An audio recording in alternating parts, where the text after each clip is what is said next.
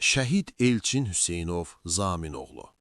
O, 1992-ci il 6 sentyabrda Bakı şəhərində anadan olub. Məktəbə Sumqayıt şəhərində gedib.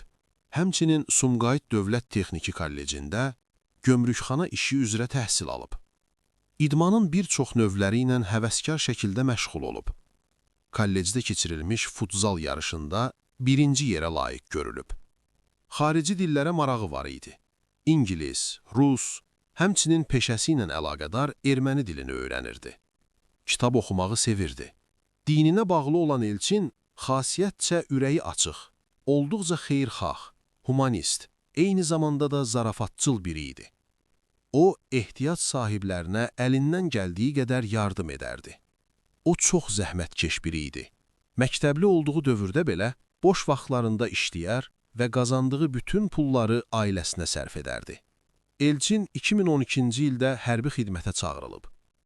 Əskərliyini bitirdikdən sonra isə snayperçi kimi müddətdən artıq hərbi xidmətini davam etdirib.